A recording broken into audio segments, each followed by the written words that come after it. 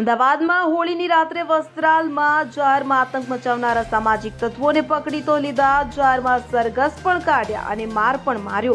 પણ આ ઘટનાના પડઘા એવા તે પડ્યા કે ગુજરાત પોલીસને ઊંઘ ઉડી ગઈ. ગુજરાત પોલીસ એક્શન મોડમાં આવી ગઈ છે અને આ ઘટના બાદ ડીજીપી વિકાસ શાહે 100 કલાકની અંદર અસામાજિક તત્વોના નામનું લિસ્ટ બનાવવાના આદેશ આપી દીધા. આ સમયગાળો 19 માર્ચ એટલે કે બુધવારે સાંજે 7 વાગ્યે પૂર્ણ થઈ ગયો.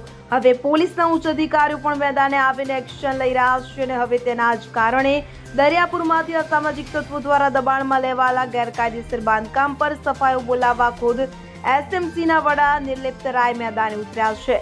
દરિયાપુરમાં આવેલા મનપસંદ જીમખાના ક્લબના બિલ્ડિંગ અંગેની સમગ્ર માહિતી નિર્લિપ્ત રાય મેળવી હતી. તો બિલ્ડિંગમાં જે જગ્યાએ ગેરકાયદેસર હોય અથવા તો કાયદેસર છે કે કેમ તેની સમગ્ર માહિતી મેળવી હતી. Bureau report CN24 news. હવે જુઓ દેશ દુનિયાની તમામ ખબરો તમારી આંગળીના ટેરવે. ઉઠાવો મોબાઈલ અને Google Play Store પરથી ડાઉનલોડ કરો અમારી CN24 ન્યૂઝ મોબાઈલ એપ.